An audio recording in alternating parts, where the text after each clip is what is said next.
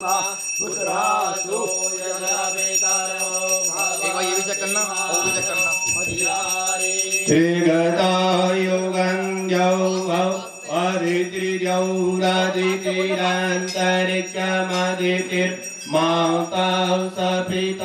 सपुत्रः विश्वेदेवा आदित्ययः शान्तिर्विश्वेदेवा शान्ति ब्रह्म शान्ति सर्वगुण शान्ति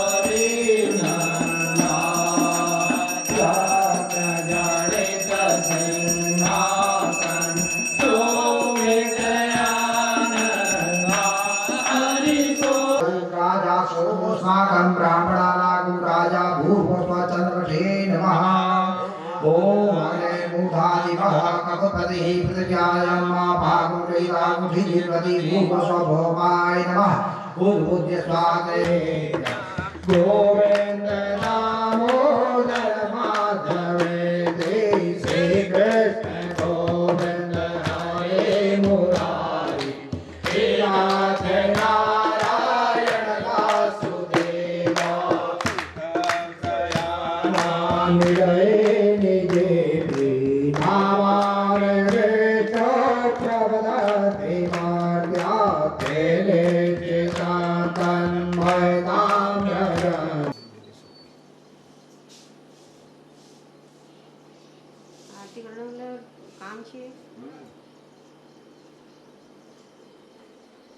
तो तुम तो बोले थे उनको बुलाया है, वो कहाँ गए?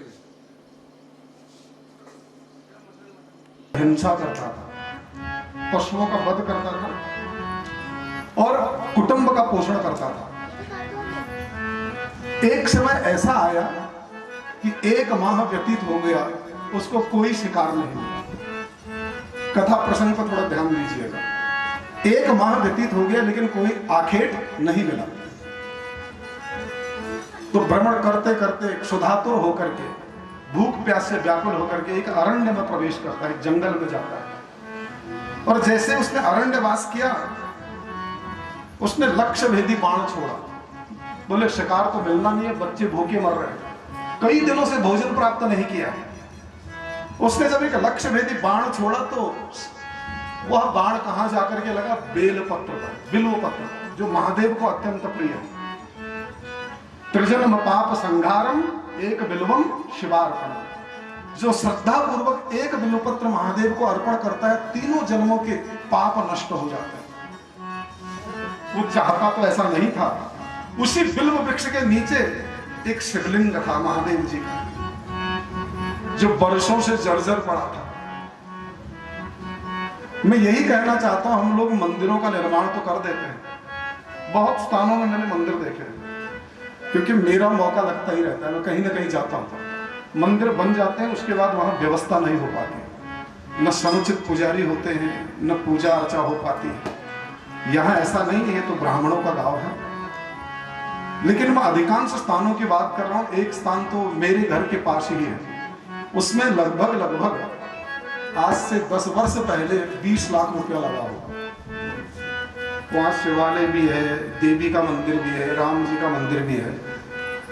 तो मंदिर आज लगभग क्षत विक्षत हो चुका है, वहां कोई है ही नहीं। यही स्थिति थी। व्याध ने जब लक्ष्य भेदी बाण छोड़ा, वो बिलपत्र अनायास न चाहते हुए भी कहां गिर गए? शिवलिंग के ऊपर। वह समीप गया, उसने देखा ये तो बड़ा दिव्य पत्थर है, वो जानता ही नहीं था ये शिवलिंग है। बोले कोई पत्थर है लेकिन बड़ा वंदनीय है, बड़ा चमत्कारी है। और जब समीप जाके और देखा तो उस पर त्रिपुंड भी लगा हुआ था, चंदन का त्रिपुंड, जो कई समय पहले लगा हुआ, उसकी बड़ी निष्ठा बनी। बोले मुझे ऐसा प्रतीत होता है ये भगवान है, प्रणाम कर लेना चाहिए, माथा झुका लेना चाहिए। प्रणाम किया, बोले प्रभु आप सर्वेश्वर, आप जो भी हैं, यदि आप ईश्वर हैं तो मेरा जो कुटुंब है बहुत दिनों से क्षुधातुर है, भूखा प्यासा है, कुछ ऐसी कृपा करें, मुझे आज पहला शिकार जो भी मिलेगा उसका कलेजा मैं आप पर अर्पित करूंगा, आप पर लगाऊंगा।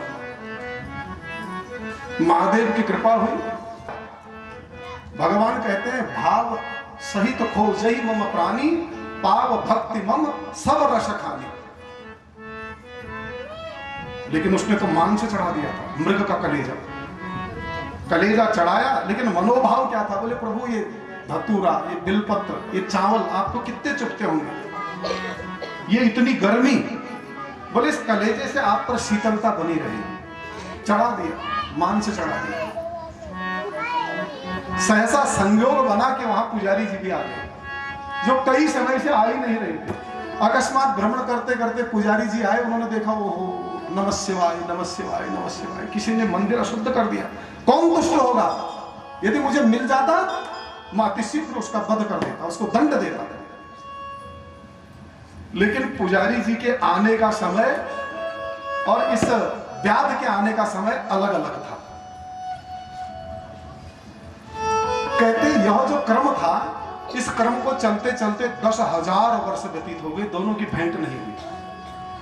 सहसा एक दिन पुजारी जी ने मन में विचार किया, और पुजारी जी रोज आते, शिवलिंग पे गंगा जल चढ़ाते, उसको शुद्ध करते, पंचगव्य आदि चढ़ाते, उसके बाद त्रिपुंड आदि का लेपन करते। महादेव मैं अपराधी हूं, मैं क्षमा चाहता हूं, मैं ठीक से आपकी सेवा नहीं कर सका। कोई दुष्ट आता है पर मांस चढ़ा करके चला जाता है, लेकिन आज से ऐसा नहीं होगा। लेकिन दूसरे दिन पुजारी जी देखते तो फिर वही मृग का कलेजा वहां यथावत उसको मिलता। इस क्रम को चलते चलते 10,000 वर्ष बीत गए। अब देखिए भाव देखिए, एक समय चातुर्मास का दिन, बहुत वर्षा हो गई, इतनी वर्षा हो गई कि नदियों का जल अथाह हो गया, नदी पार करना बड़ा मुश्किल था। लेकिन व्याध की जो मनोवृत्ति थी, बोले कोई नदी में डूब ही तो जाऊंगा, मर ही तो जाऊंगा। जो इतने दयालु देवता है, एक माह से मेरा परिवार क्षुधातुर था, कुछ खाने को नहीं मिला, जिसकी कृपा से मेरे कुटुंब का पोषण हो रहा है, बोले मैं उसके लिए जाऊंगा, नदी को भी पार करूंगा। तो नदी को पार करने के लिए जाता है, अथाह जल राशि, बोले नदी को कैसे पार किया जाए। तो वो नदी के समीप पहुंच गया। पंडित जी मन में विचार करते, बोले आज तो नदी में अथाह जल है, अगर मैं जाऊंगा कहीं डूब के मर न जाऊंगा, बोले कल भी तो पूजा करनी है, इसलिए मैं नहीं जाऊंगा। पंडित जी ने वहीं से प्रणाम कर दिया, हर हर महादेव। लेकिन व्याध वहां पहुंचा, महादेव एक अजगर का रूप धारण करके पहले ही नदी के तट पर प्रविष्ट हो गए। बोले मैं मेरे भक्त के भाव को देखो। उसने अजगर कुछ नहीं देखा, बोले भाई प्रभु आपकी बड़ी कृपा, हे महादेव आपकी बड़ी कृपा, आपने मदद के लिए, सहायता के लिए पहले से ही रस्सी भेज दी। उसने उस अजगर को क्या समझा? मदद रूपी रस्सी।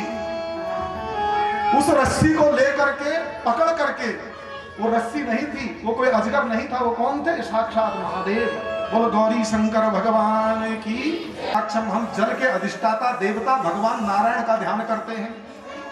अच्छा, नारायण शब्द का अर्थ क्या है? नार माने जल, नार माने, और अयन माने घर। जिसे परमात्मा का निवास स्थान जल के भीतर है, उसी को तो नारायण कहते हैं।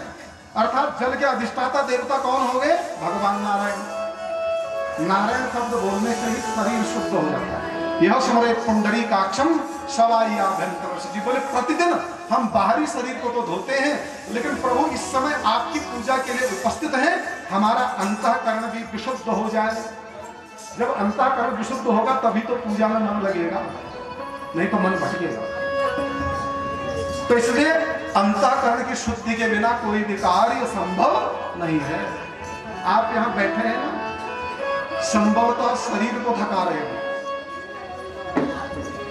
हो सकता है शरीर थका रहा, बोले भाई बिठा दिया घुटने टूट गए, कैसी कथा कर रहे हैं, बड़ी लंबी चौड़ी, लेकिन शरीर को नहीं थकाना। आप कहें शरीर से भी बैठे, मन को भी यहीं उपस्थित रखें, क्योंकि शारीरिक उपस्थिति और मानसिक उपस्थिति जब दोनों होगी तो हमारी कथा पुष्ट होगी, श्रवण करने का लाभ हमें प्राप्त होगा।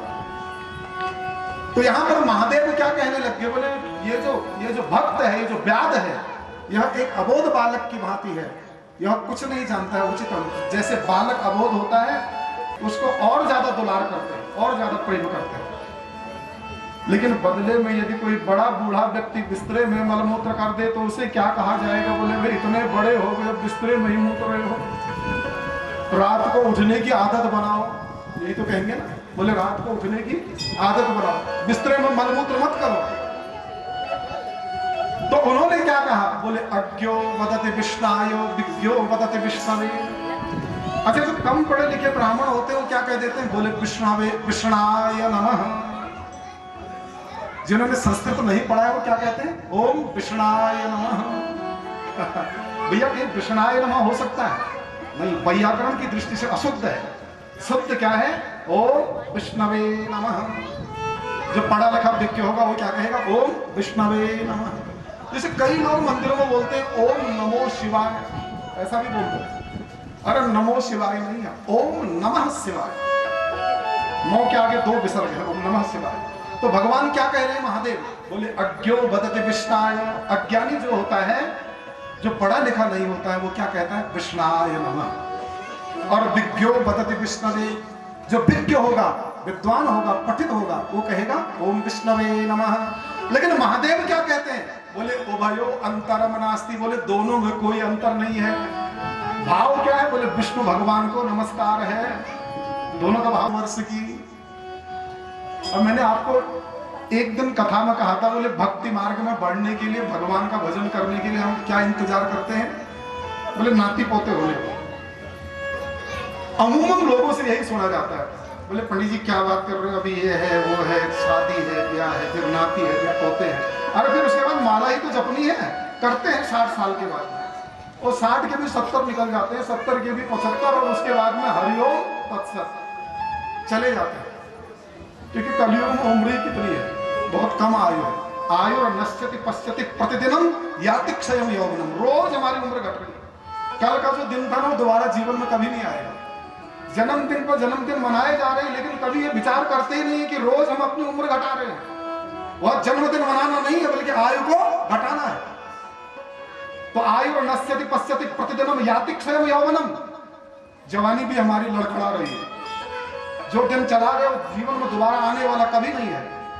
लक्ष्मी क्या है, लक्ष्मी स्तोय तरंग भंग चपला, आज हमारे पास है, कल किसी और की जेब में चली जाएगी। लक्ष्मी टिकने वाली नहीं है, इसका नाम चपला और चंचला है। और जीवन कैसा है, विद्युत चलम जीवनम, आकाश में बिजली जैसे कड़कती है ना, जिंदगी का अंत भी कब हो जाए, कब जीवन रूपी बिजली निकल जाए हमारी, इसका कोई भरोसा नहीं।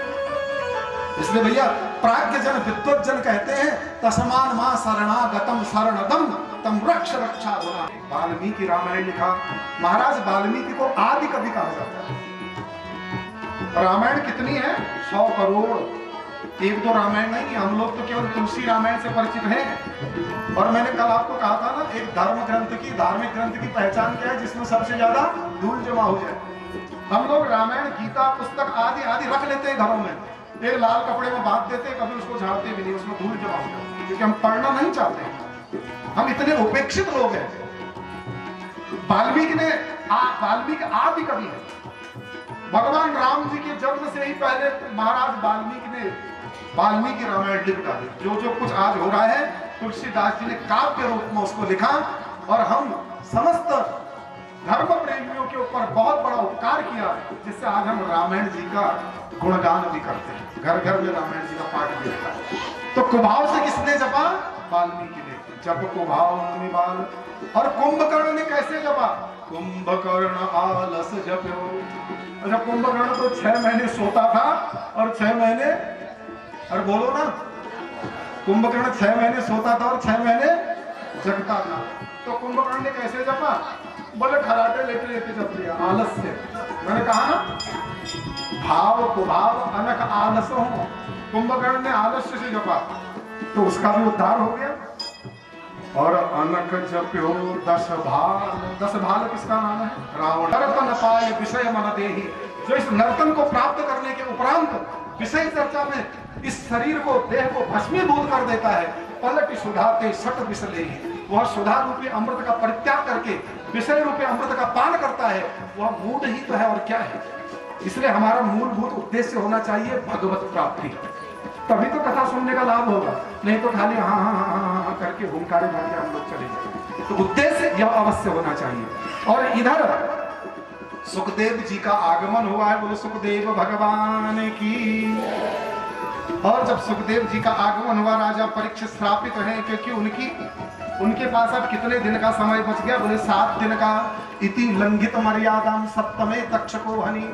सदगुरुदेव के रूप में सुखदेव जी महाराज आए, एक ऊंचे आसन पर बिठाया व्यासपीठ पर। व्यास एक पद है, इस क्रम में आपने मुझे व्यास नियुक्त किया। व्यास या विष्णु रूप आया, व्यास विष्णु रूप ही होता है, इसलिए उसको नमन किया जाता है, प्रणाम किया जाता है। जब कथा समापन होती है ना, व्यासपीठ को प्रणाम जरूर कर लेना चाहिए। खाली बोली कथा नहीं सुननी, व्यासपीठ को प्रणाम करो, जिसके पास पत्र पुष्प वो भेंट करो। और मैं अभी एक कथा करने गया था, कहीं नाम नहीं लूंगा, वहाँ एक माई आती थी, बोले व्यास जी आप कहते हो व्यासपीठ को प्रणाम करना चाहिए, तो एक 5 का पुराना नोट था उनके पास, 10-15 रहे होंगे, वो कहीं नहीं चल रहे थे, कहीं चल ही नहीं रहे थे। बाजार में बहुत कोशिश करी, सब लौटा देते। बोले बहुत बढ़िया, वहाँ कथा हो रही है, व्यास जी के वहाँ चढ़ा के आए। वो माई रोज आती, बोले व्यास जी का 5 रुपए 6, हाँ, मेरे को कह के जाती। अब मैंने भी ध्यान नहीं दिया, मैं रोज कर उसको पोथी के नीचे रख देता। माने 8 दिन की कथा थी, वो 5 के 8 नोट चढ़ गए और सब में 10-10 टेप लगी हुई। तो आखिरी 8वें दिन पारायण वाले दिन बोले व्यास जी मैं क्या करूं, यो कथा चढ़ना नहीं है कि मैं सोचो कथा न चलाओ, व्यास जी को चढ़े दो। समझ रहे? अभिप्राय क्या है? जो सिक्का, जो नोट कहीं न चढ़े उसको दान में कभी मत करो। यदि भगवान को सड़ा हुआ फल चढ़ाएंगे तो हमें फल भी वैसा ही मिलेगा। भगवान को वस्त्र भी अच्छा चढ़ना चाहिए, फल भी अच्छे चढ़ने चाहिए, दक्षिणा भी अच्छी चढ़नी चाहिए। तो इसलिए हम जैसा बीज बोते हैं हमें फल भी उसी के अनुपात में प्राप्त होता है। अभिप्राय क्या मेरा? व्यासपीठ को प्रणाम करने का अर्थ पैसा चढ़ाने से नहीं है। व्यासपीठ में श्रद्धा पूर्वक नमन अवश्य करना चाहिए, कथा सुनने का फल हमें प्राप्त होता है। हाँ, यदि श्रद्धा स्वरूप आप चढ़ाएं तो वो तो बहुत अच्छी बात है, लेकिन इस माई की तरह आप लोग मत करना है जो मैंने आपको अभी कथा बताई। रोज आती, एक नोट चढ़ा जाती। तो इसलिए एक ऊंचे आसन पर, व्यासपीठ पर सुखदेव जी महाराज को आसीन किया है। इस प्रकार सुखदेव जी ने प्रश्न किया है। सुखदेव जी से प्रश्न किया परीक्षित जी महाराज ने, बोले गुरुदेव जिस व्यक्ति को 7 दिन में मर जाना हो। अच्छा मैं आपको एक बात बताता हूँ थोड़ा।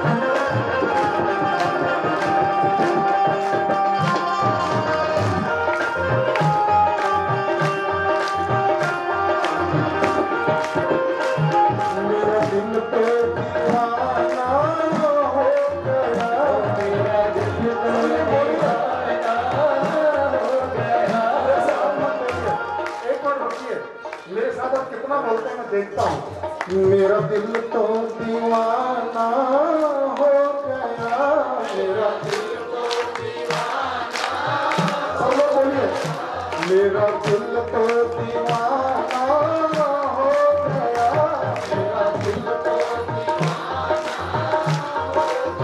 ओ मेरा दिल तो दीवाना हो गया,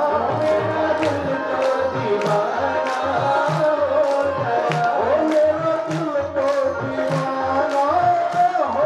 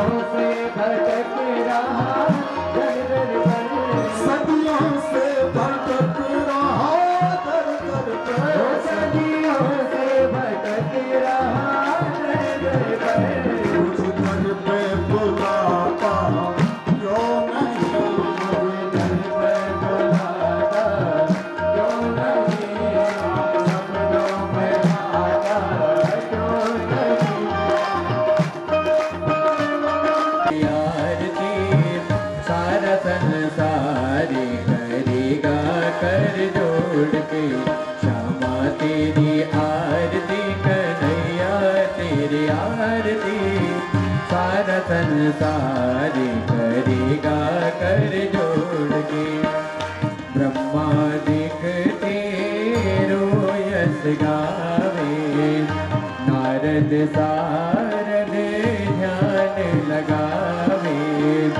ब्रह्मादिक तेरो यश गावे, नारद सारद ध्यान लगावे। और करे जय जयकार करेंगे कर जोड़ के। श्यामा तेरी आरती कन्हैया तेरी आरती, श्यामा तेरी आरती कन्हैया तेरी आरती। सारा संसार करेगा कर जोड़ के। मैं हूँ दीन दुखिया भारी, मैं हूँ दीन। बिल्कुल नहीं बातें जब तक आप लोग यहाँ कीर्तन करते हैं तो आपके वहाँ ऐसे लगते हैं जैसे हमारे मंदिर में ये सारा हो रहा होगा। तो इसलिए कोटि कोटि धन्यवाद ये सारे ग्रामवासी और इनके सभी के सारे ग्रामवासियों का मैं दिल से और तहे दिल से ग्राम विकास समृद्धि भवन जोड़ा। इतनी बड़ी लंका तो जली कैसे? तो हनुमान जी बोले आज मैं भी फुर्सत से आया हूँ, चलो लाला जी आज तुम्हें बताता हूँ, बैठो। तो बैठ गए लाला जी, अपना काम धाम छोड़ गए।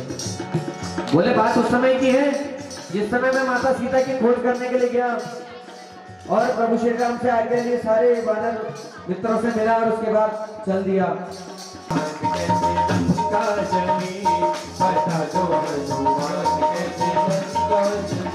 उसके बाद क्या हुआ? उसके बाद ये हुआ, मुझे पकड़ के रावण के सम्मुख ले जाया गया। किस तरह?